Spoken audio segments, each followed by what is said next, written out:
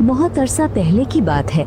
दुनिया के इस हिस्से में जहां सूरज सबसे पहले अपनी सुनहरी किरणें बिखेरता था, वहां पहाड़ों के दरमियान एक खुफिया और जादुई वादी थी जिसे सुर्ख वादी यानी रेड वैली कहा जाता था।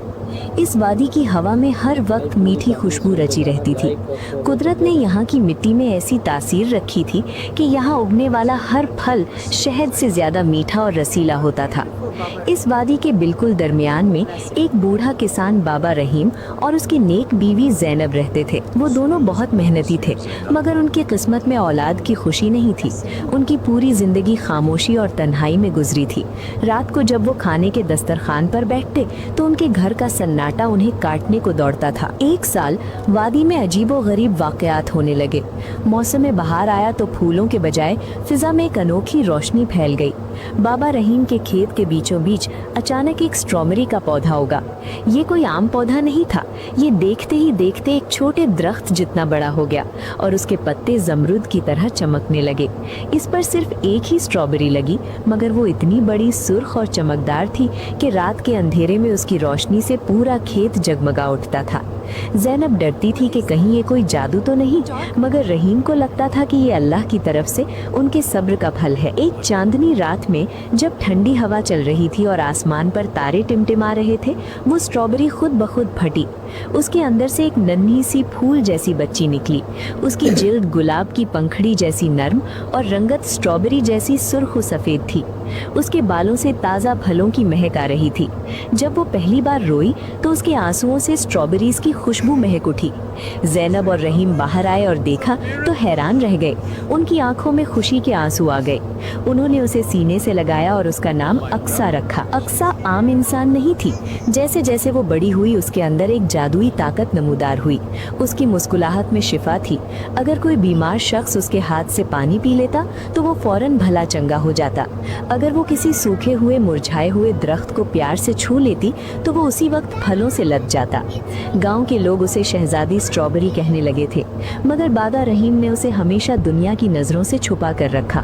वो जानते थी कि दुनिया बहुत जालिम है और लोग उसकी इस मासूम ताकत का गलत फायदा उठाएंगे। अक्सा 18 साल की हुई तो वो दुनिया की सबसे हसीन लड़की बन चुकी थी, मगर उसने कभी अपनी वादी की सरहद पार नहीं की थी। इसी दौर में पड़ोसी मुल्क कोहिस्तान में शदीद कहत पड़ा हुआ था। बारिश ना होने की वजह से दरिया सूख चुके थे और जानवर प्यास से मर रहे थे। वहाँ का बादशाह सुल्तान जोरावर एक इंतहाई लालची, खुदगर्ज और जालिम शख्स था। उसे किसी जादूगर ने बताया कि सुर्ख वादी में एक ऐसी लड़की है जिसके छूने से सूखी जमीन सोना उगलने लगती है और बंजर जमीन हरी हो जाती है।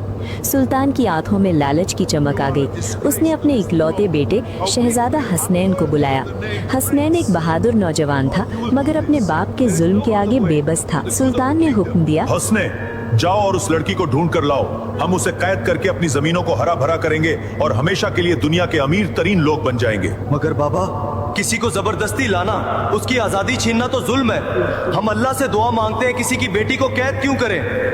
सुल्तान ने गुस्से से अपनी तलवार निकाली और कहा, अगर तुम उसे ना लाए तो मैं तुम्हारी बीमार माँ और छोटे भाई को भी कैद खाने में डाल दूंगा और उन्हें पानी का एक कतरा नहीं मिलेगा। माँ और भाई की जान बचाने के लिए मजबूर होकर शहजादा हसनैन ने सफर शुरू किया। वो भेस बदलकर एक जख्मी और लाचार मुसाफिर बनकर सुर्ख वादी पहुंचा। वो बाबा रहीम के घर के बाहर गिर गया और पानी मांगने लगा। अक्सा जो दिल की नर्म थी, उसने जब एक जख्मी युवक को देखा तो रह न सकी। उसने हसनैन को उठाया, ठंडा पानी पिलाया और अपने जादुई हाथों से उसके जख्म भर दिए। हसनैन ने जब होश संभाला और अक्सा को देखा तो वो दंग रह गया।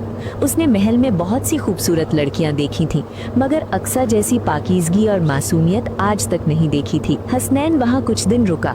अक्सा और हसनैन में दोस्ती हो गई। हसनैन उसे दुनिया के किस्से सुनाता और अक्सा उसे अपने पौधों की कहानियाँ। ये दोस्ती जल्द ही मोहब्बत में बदल गई। अक्सा ने हसनैन को अपने सारे राज बता दिए। उसने बताया कि कैसे वो पौधों की ज़बान समझती है और कैसे उसके आंसू मिट्टी को जिंदा कर देते हैं। हसनैन का ज़मीर उसे हर पल मलामत कर रहा था। वो रात भर सो नहीं पाता था। वो जानता था कि वो यहाँ अक्सा को धोखा देने और उसकी जिंदगी बर्बाद करने आया है। एक शाम जब सूरज ढल रहा था, हसनैन ने अक्सा से कहा, अक्सा, मेरे मुल्क में लोग भूख से मर रहे हैं, बच्चे पानी को तरस रहे हैं। हम वहाँ शादी कर लेंगे और खुशी से रहेंगे। अक्सा जो हसनैन पर अंधा विश्वास करती थी उसकी बातों में आ गई। उसने सोचा कि लोगों की मदद करना तो नेकी है। अपने बूढ़े माँ बाप को सोता छोड़कर उनके माथे को चूमकर अक्सा हसनैन के साथ जाने के लिए तैयार हो गई।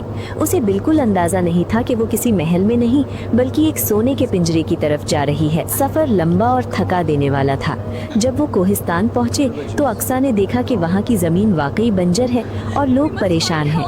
वो खुश थी कि वो इन लोगों की मदद करेगी, मगर जैसे ही वो महल के आलीशान दरवाजे से अंदर दाखिल हुई मंजर बदल गया। सुल्तान जोरावर के मुसल्ला सिपाहियों ने उसे चारों तरफ से घेर लिया। हसनैन ने शर्मिंदगी से अपनी नजरें झुका ली।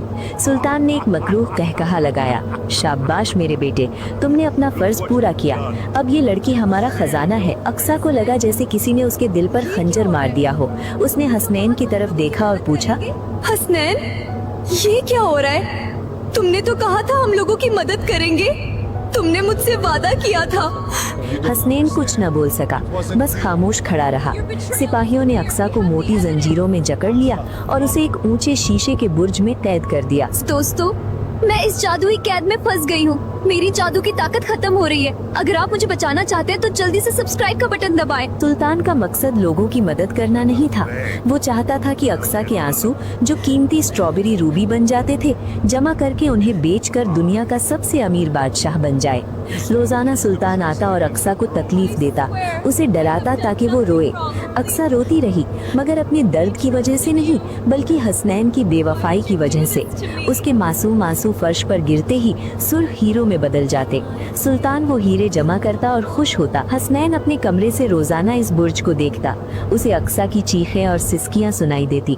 उसे एहसास हुआ कि उसने अपनी माँ और भाई को बचाने के लिए एक मासूम फरिश्ते जैसी लड़की की जिंदगी बर्बाद कर दी है।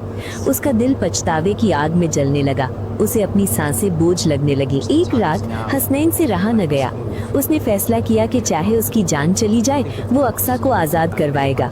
वो चुपके से अपने कमरे से निकला और बुर्ज के गार्ड्स के पास गया। उसने उन्हें गाफिल पाकर बेहोश कर दिया। जब वो ऊपर पहुंचा तो उसने देखा कि अक्सा कमजोर हो चुकी थी। उसका गुलाबी रंग फीका पड़ गया था और आंखें उदास थीं। हसनैन ने दरवाजा खोला और रोते हुए कहा, मुझे माफ कर दो, मैं बहुत बड़ा गुनहगार हूँ। मैं तुम्हें लेने आया हूँ। अक्सा ने अपनी बेजान आंखें उठाई और धीमी आवाज में कहा, तुमने मेरा दिल तोड़ा हसनैन। जिस मट्टी ने तुम्हें पनाह दी तुमने उसी के साथ गद्दारी की। अब मेरी आजादी का क्या फायदा? मैं अपने माँ बाप के पास किस मुंह से जाऊंगी? अभी वो बात ही कर रहे थे कि सुल्तान जोरावर वहाँ आ गया।